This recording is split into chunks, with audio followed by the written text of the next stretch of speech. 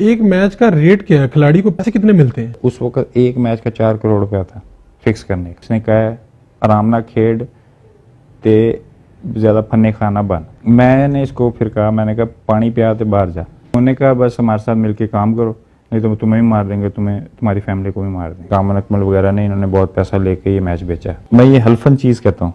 हल्फन में ये आप कैमरे के सामने ये रिकॉर्डिंग हो रही है, मैं हल्फन कहता हूँ, और रोजे भी हैं। इस सब जो मैं कह रहा हूँ बिल्कुल ठीक कह रहा हूँ।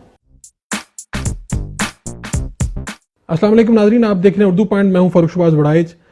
पाकिस्तानी क्रिकेट में मैच फिक्सिंग कैसे होती है, जुआ कैसे लगता है, बुकीज राब्ता कैसे करते हैं, ये सारे मामला जिनके ऊपर आजकल बहस चल रही है, उन्हीं पर बात करने के लिए साबिक क्रिकेटर जुल्करनैन हैदर साहब के पास हम आए हैं, जिनके करियर के ऊपर भी बड़े सवाल उठे और जिन्होंने बहुत ज़्यादा इंकशाफात किए कि मैच फिक्सिंग के पीछे दरअसल कौन है।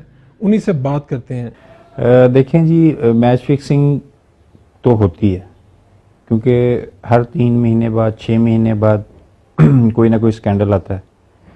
फिर आप ये देखें, आसिफ इकबाल से लेके, आसिफ इकबाल जो हमारे पुराने प्लेयर थे, उस वक्त से लेके अब तक नित नए जो वो स्कैंडल्स आते हैं, उसमें चाहे वसीम अकरम का हो, जस्टिस क्यूम वाली रिपोर्ट हो, उसके बाद चाहे आमिर वाला इंसिडेंट हो, या हर जो 6 महीने के बाद नया इशू आता है। 10-15 प्लेयर्स हमारे पकड़े भी गए हैं अभी तक, डोमेस्टिक में हमारे पकड़े जाते हैं।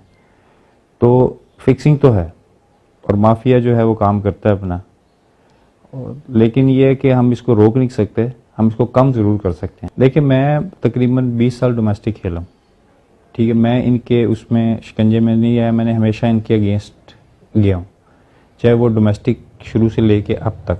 क्योंकि लाहौर में जब मैं खेलता था उस वक्त भी एक माफिया काम करता था जो पैसे लेके लड़के खिलाता था। ये छोटे लेवल से स्टार्ट होता है और ये जो लड़का इनके शिकंजे में आता है उन्हीं को ये डोमेस्टिक से उठा के ऊपर लेके जाते हैं, इंटरनेशनल में भी लेके जाते हैं। ये डोमेस्टिक से शुरू होता है काम, जो 2 लाख 5 लाख 3 लाख देता है सिलेक्टर को। अभी तो नहीं पता मुझे क्योंकि 1-2 साल से मैं डोमेस्टिक नहीं खेल रहा। पहले ये होता था कि काफ़ी जो कोचेज़ हैं उन पे बैन भी लगे और जो है मैनेजर्स पे भी बैन लगे जिन्होंने पैसे लेके लड़के खिलाते रहे डोमेस्टिक्स में। ये शुरू से एक माफिया है, छोटा माफिया होता है, छोटा माफिया से ही आहिस्ता आहिस्ता बड़ा माफिया बनता जाता है। क्योंकि ये शुरू होते हैं डोमेस्टिक से, जो रीजनल क्रिकेट है उसमें ये कोचेज़ के साथ मिले होते हैं, जो मैनेजर्स हैं उनके साथ मिले होते हैं, प्लेयर्स के साथ। फिर ये उनको प्रमोट करने के लिए कोचेज़ को पैसे देते हैं, लड़के खुद भी देते हैं। लेकिन मैं 2-3 साल कप्तान रहा, मैंने सख्ती से मना किया था। जिस लड़के का मुझे पता चल गया मैं उसको टीम में नहीं खिलाऊंगा कि उसने कोच या सिलेक्टर को पैसे दिए। सिलेक्टर्स को भी पैसे लगते हैं, जिन पे सिलेक्टर्स पे भी काफ़ी दफ़ा बैन हो चुका है। तो ये एक क्लब लेवल में भी अब तो शुरू हो गया कि जो लड़का खाने खिलाता है या कुछ अच्छे राब्ते लड़ाता है, वो लड़के को क्लब लेवल पे भी प्रमोट किया जाता है। फिर वो आहिस्ता क्लब में लेवल में परफॉर्मेंस करवा के उसको डोमेस्टिक में लेके आया जाता है, डोमेस्टिक में परफॉर्मेंस करा के फिर वो ऊपर लेके जाते हैं। और ये डोमेस्टिक में भी जिस तरह परफॉर्मेंस करवाते हैं वो भी सारा मुझे आइडिया है कि जान के उस लड़के को उस लेवल उस नंबर पे भेजते हैं। फिर फील्ड सेट ऐसी की जाती है कि ये परफॉर्मेंस करे, बॉलर्स को सामने पर बॉलर्स ऐसे लगाए जाते हैं कि ये परफॉर्मेंस करे। पहले तो उसको प्रॉब्लम्स की जाती हैं, उसको चांस ही नहीं दिया जाता। किसी तरह वो आ भी जाए तो उसके साथ फिर उनके वो जो है वो नीचे नंबर्स पे खिलाया जाता है, फिर डिफरेंट तरीक़ों से उसको जो है वो डिस्टर्ब किया जाता है। मैं आपको एक बात बताना चाहूँ, मैंने बोर्ड को 2006 में भी एक इन्फॉर्मेशन दी थी कि मैं लाहौर का कप्तान था। उसमें 1-2 लड़कों को मैं नहीं खिला रहा था क्योंकि वो थोड़े से कंटुटे टाइप भी थे और वो पैसे दे के जो है वो डोमेस्टिक में आए थे सिलेक्टर्स। उस वक्त भी मैं जब कप्तान था, मुझे उस वक्त भी धमकियां दी थी इन्होंने कि हम तुम्हें मार देंगे, तुम जो है वो हमें इस बच्चे को चांस दो। उस वक्त भी मैंने बोर्ड को इन्फॉर्म किया, अपने मैनेजर को इन्फॉर्म किया था मैंने, लेकिन उस पर भी कोई इम्प्लीमेंट नहीं हुआ। 2006 में 1-to-1 भी आ जाते हैं, कभी होता है फ़ोन पे तरीके से बताते हैं कि जिस तरह है। 2-3 दफ़ा तो मेरे घर पे भी आए हैं, फिर वो वाले साहब थे वो उन्होंने मुझे रोक लिया सब। तो ये जो है 2006 में मैंने इन्फॉर्म किया, फिर 2010 में मैं वापस आया टीम में। उस वक्त ये होता है सीज़न जो मेरे साथ जो इन्होंने करना शुरू किया वो 2010 में शुरू किया, क्योंकि जब मैं गया टीम के अंदर तो कामन अकमल पे ऑस्ट्रेलिया वाले टूर पे एलिगेशंस लगे थे कि इन्होंने जो कैच छोड़े थे और काफ़ी इंक्वायरी बैठी थी, इजाज़ अकरानी मिनिस्टर ने बुलाया था सबको, आकिब जावेद ने भी बयान दिया था कामन अकमल वगैरह के खिलाफ। बाकी जो मैनेजमेंट थी उन्होंने भी खिलाफ बयान दिया था कि कामन अकमल वगैरह ने इन्होंने बहुत पैसा लेके ये मैच बेचा है, ऑस्ट्रेलिया वाला, सिडनी वाला। तो ये सबको बुलाया इन्होंने पूरे बोर्ड को कि जी इस तरह फिक्सिंग हो रही है, ये आप बताएं क्या वजह है। उसमें फिर साथ मैं भी बैठा हुआ था। तो कामन अकमल का कहा कि इसको ज़रा आप थोड़ा सा साइड लाइन करें क्योंकि ये थोड़े इन कामों में इन्वॉल्व हो रहे हैं भाई जो हैं सारे, जी सारे भाई इन्वॉल्व हो रहे हैं। मैं इंग्लैंड में as a second wicket keeper मैं 17वां प्लेयर गया, ठीक है। इस कामन अकमल फिर खेला, सलमान बट वगैरह का, सलमान बट अफरीदी कप्तान था उस वक़्त। फिर ये पूरा एक पंजाब वालों का एक 7 लड़कों का ग्रुप था जिसमें वहाँ सलमान बट था, वहाब रियाज था, कामन अकमल था, उमर अकमल था, आसिफ, आमिर, उमर अमीन और एक और लड़का था वो जी, पंजाब की अपनी ग्रुप थी, अफरीदी का अपना ग्रुप था, यूनुस खान ने अपना ग्रुप बनाया हुआ था। ये 2-3 ग्रुप बने हुए थे जिसमें मैं किसी भी ग्रुप में नहीं था, मैं अकेले ही घूमता फिरता था। तो पंजाब से थे, आपको कोई ग्रुप क्यों नहीं मिला? क्योंकि इनका ग्रुप अपना था ना, क्योंकि ये कामन अकमल उस ग्रुप में था ना, वो मुझे कभी अपने उस ग्रुप में नहीं डाल सकते थे क्योंकि वो कामन अकमल, उमर अकमल थे। और नए लड़के को हमेशा ये थोड़ा साइड लाइन करते हैं कि अंदर की खबरें हमारी जो है ना वो बाहर ना जाए। तो मैं किसी ग्रुप में नहीं था, मैं एक ग्रुप में जाता था तो दूसरा वाला नाराज़ हो जाता था, दूसरे में जाता था तीसरा वाला नाराज़ हो जाता था। अब मैं समझ नहीं आती थी कि मैं करूँ क्या। लेकिन जिस ग्रुप में जाता था ना वो थपकी देता था, दूसरा नाराज़ होता। मुझे समझ नहीं आती थी मैं यार एक को खुश करूं या दूसरे को खुश करूं, क्या ये क्रिकेट खेलने आए सियासत करने आए इधर। तो मैं ये हल्फन चीज़ कहता हूँ, हल्फन में ये आप कैमरे के सामने ये रिकॉर्डिंग हो रही है, मैं हल्फन कहता हूँ। और रोज़े भी हैं। इस सब जो मैं कह रहा हूँ बिल्कुल ठीक कह रहा हूँ। और कोई पूरा पाकिस्तान पूरी जो मैनेजमेंट है हमारी इस चीज़ को जानती है, बोर्ड भी जानता है। उस वक्त जो थे 3 ग्रुप थे, फिर मैंने पहला मैच कामन अकमल जब था उससे परफॉर्मेंस नहीं हुई, इसने 16 कैच छोड़े 3 टेस्ट में।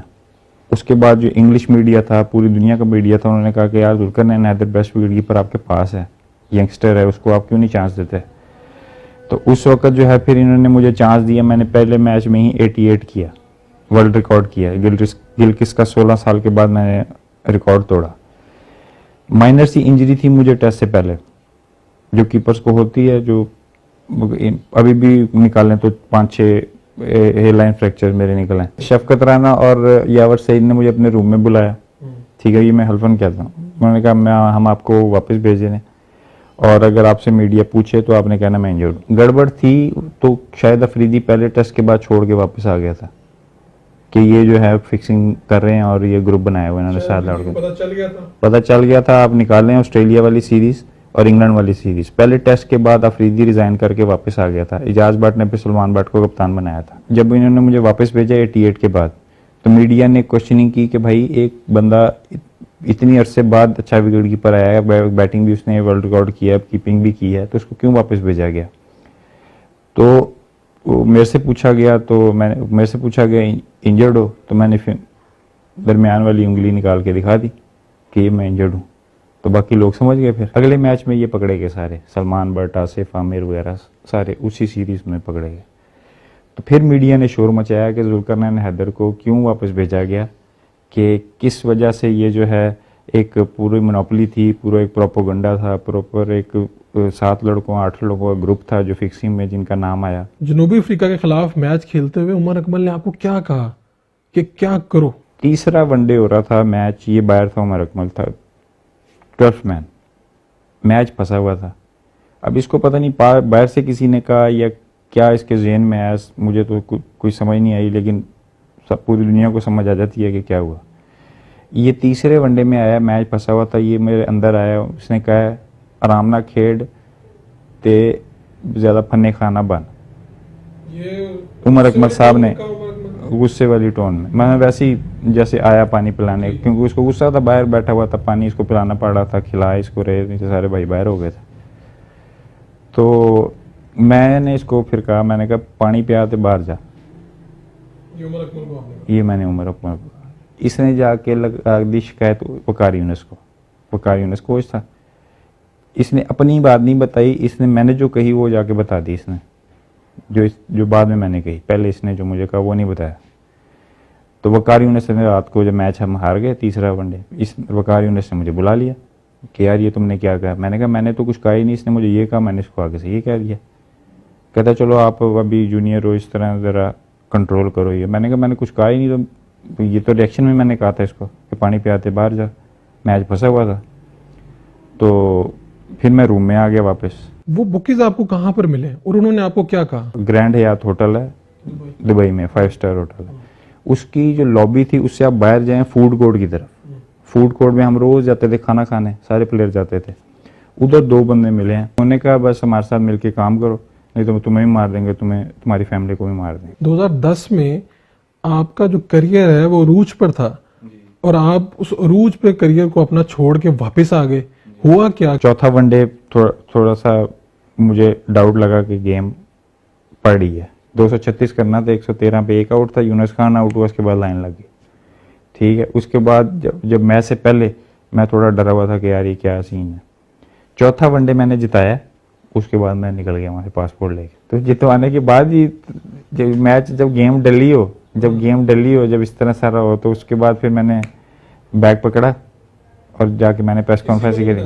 किसी को नहीं बताया, ना मैनेजर को, क्योंकि मैनेजर खुद कोच वगैरह जो प्रेशर मेरे पे डाल रहे थे, मुझे तो यकीन ही नहीं था किसी पे कि ये इस तरह है। सिर्फ मुझे ये डर हुआ कि ये जो उन्होंने धमकियां दी ना, उसकी वजह से मैं वहाँ से बौखलाहट में निकल गया। तो मैं फिर पासपोर्ट लिया, इंग्लैंड चला गया। उधर जाके मैंने प्रेस कॉन्फ्रेंस कर दी कि ये सारे मैच फिक्सिंग कर रहे हैं इन्होंने, सारी इंग्लैंड टूर पे भी मैच फिक्सिंग हो रही थी, ये हो रहा था, वो हो रहा था। फैमिली को भी तंग करते हैं, मेरे 2 दफा लेटर हैं मेरे घर पे, इसको कोच चुप रहे वरना मार दे। एक मैच का रेट क्या है? खिलाड़ी को पैसे कितने मिलते हैं? उस वक्त एक मैच का 4 करोड़ रुपया था फिक्स करने का। 8, 9, 10 करोड़ रुपए पे ये बिकते हैं प्लेयर। फिक्सिंग होती है, dot by ball to ball भी होती है, फिर फैंसी होती है 5 ओवर में आपने ये करना है, 5 ओवरों में इससे ऊपर स्कोर नहीं जाने देना।